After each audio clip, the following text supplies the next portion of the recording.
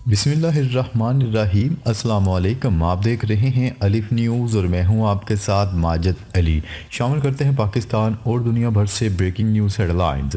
امریکہ نے غلطی سے بحیرہ احمر میں اپنا ہی لڑاکا طیارہ مار گرایا جبکہ دونوں پائلٹ محفوظ رہے۔ امریکی حکام نے واقعے کی تحقیقات کا آغاز کر دیا۔ غیر ملکی خبرسا ادارے کی رپورٹ کے مطابق امریکی سینٹرل کمانڈ کا کہنا ہے کہ غلطی سے گرائے جانے والے امریکی طیارے کے دونوں پائلٹ محفوظ رہے، تاہم ایک کو معمولی زخم آئے ہیں۔ امریکی فوجی حکام کا مزید کہنا تھا کہ FA-18 ہارنیٹ طیارہ بحیرہ احمر میں امریکی جہاز کے قریب سے گزر رہا تھا۔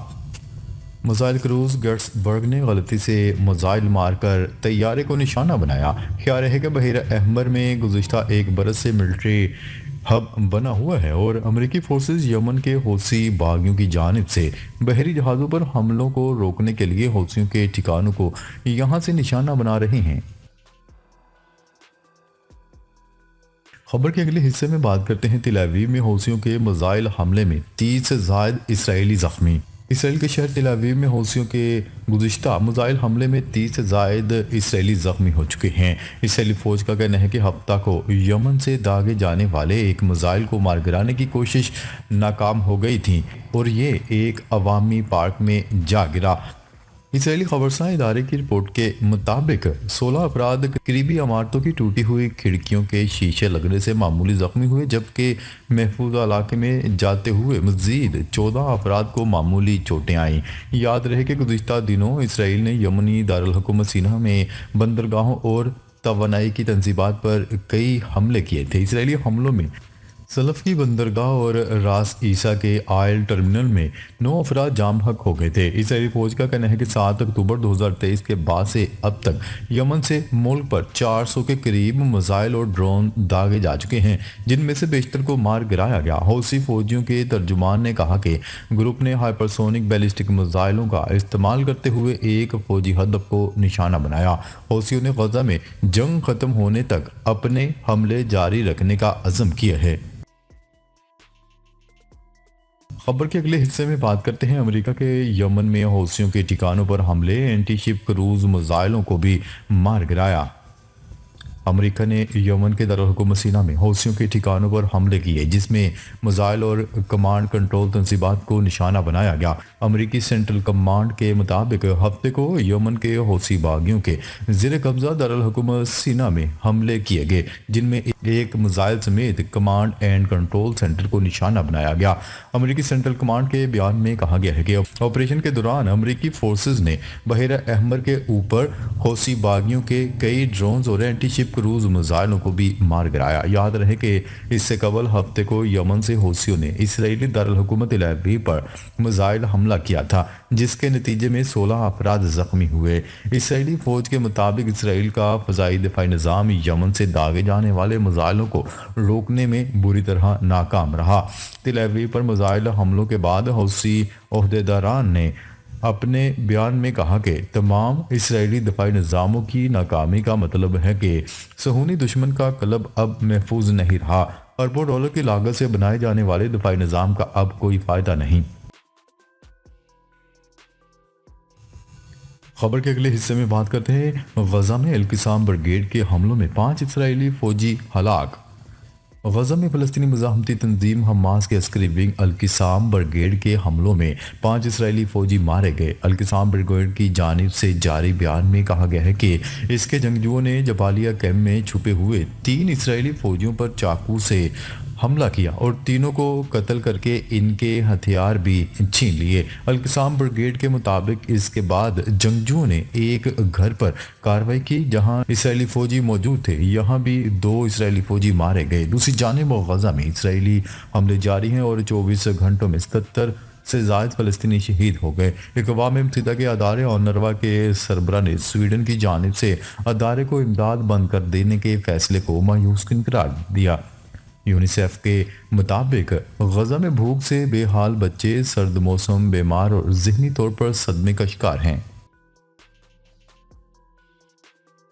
خبر کے اگلے حصے میں بات کرتے ہیں غزہ میں اسرائیلی بمباری جنگ نہیں ظلم ہے۔ عیسائیوں کے روحانی پیشوا پوپ فرانسس نے غزہ میں اسرائیلی بمباری کو جنگ نہیں ظلم قرار دے دیا۔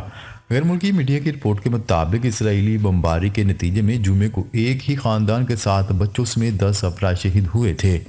اس حوالے سے ایک موقع پر گفتگو کرتے ہوئے پوپ فرانسس کا کہنا تھا کہ بچوں پر بمباری کی گئی، یہ ظلم ہے، یہ جنگ نہیں ہے۔ دوسری جانب اسرائیل نے پوپ فرانسس کے اس بیان کو نشانے پر رکھ لیا اور اس پر دوہرے معیار کا الزام عائد کر دیا۔ اسرائیلی وزارت خارجہ کی جانب سے جاری بیان میں کہا گیا ہے کہ پوپ فرانسس کا بیان مایوس کن ہے، کیونکہ اس کا سوچ سے تعلق نہیں، وہ اسرائیلی جنگ سے واقف نہیں۔ اسرائیلی وزارت خارجہ نے غزہ میں اپنی جارحیت کا دفاع کرتے ہوئے کہا کہ بدقسمتی سے پوپ فرانسس نے ان سب کو نظر انداز کرنے کا انتخاب کیا ہے۔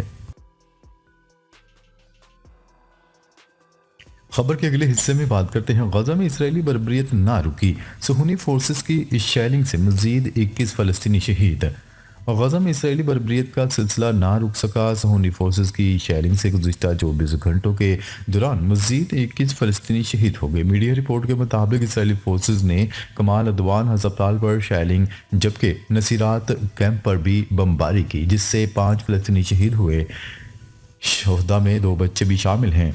صہیونی فورسز کی مختلف مقامات پر بمباری سے گزشتہ 24 گھنٹوں کے دوران مزید 21 فلسطینی شہید اور 61 زخمی ہوئے۔ اور میڈیا کی رپورٹ کے مطابق غزہ پر اسرائیلی فورسز کے حملوں میں اب تک شہداء کی تعداد 45,000 سے تجاوز کر چکی ہے، جبکہ 1,07,500 سے زائد زخمی ہوئے ہیں۔ دوسری جانب حماس کی جانب سے جاری ایک بیان میں کہا گیا ہے کہ اسلامی جہاد اور پاپولر فرنٹ کے ساتھ جنگ بندی معاہدے پر بات چیت جاری ہے۔ غزہ میں تمام گروپس جنگ بندی معاہدے کے قریب ہیں، چاہتے ہیں اسرائیل جنگ بندی کے لیے نئی شرائط پیش نہ کرے۔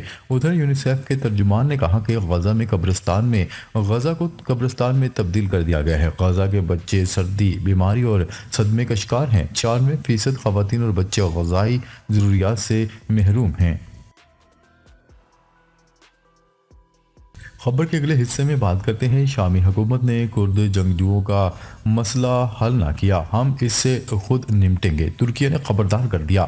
ترکیہ کے وزارت خارجہ کا کہنا ہے کہ اگر شام کی نئی انتظامیہ امریکہ کے اتحادی کرد گروپوں کے بارے میں انقرہ کے خدشات کو دور نہیں کر سکتی، جسے وہ دہشت گرد گروپ تصور کرتا ہے، تو ترکیہ اپنی سلامتی کو یقینی بنانے کے لیے ہر ممکن اقدامات کرے گا۔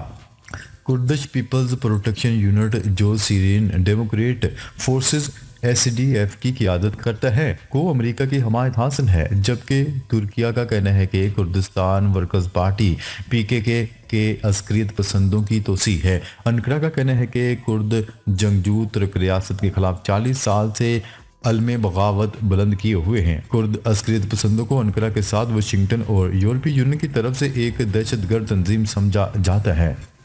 2 ہفتے قبل بشار الاسد کی حکومت کا تختہ الٹنے کے بعد سے کردوں اور ترکیہ کے درمیان کشیدگی میں اضافہ ہوا ہے، کیونکہ ترکیہ اور اس کی حمایت کرنے والے شامی گروپوں نے 9 دسمبر کو سیرین ڈیموکریٹک فورسز سے منبج شہر کا کنٹرول حاصل کر لیا تھا۔ اسد کے سقوط کے بعد کرد دھڑوں کو دفاعی پوزیشن میں چھوڑ دیا گیا، کیونکہ وہ پچھلے 13 سالوں میں حاصل کیے گئے سیاسی فوائد کو محفوظ رکھنے کی کوشش کر رہے ہیں۔ ناظرین، اب تک کے لیے اتنا ہی۔ مزید خبریں لے کر بہت جلد آپ کی خدمت میں حاضر ہوں گے، تب تک کے لیے اپنا خیال رکھیے گا۔ اللہ نگہبان۔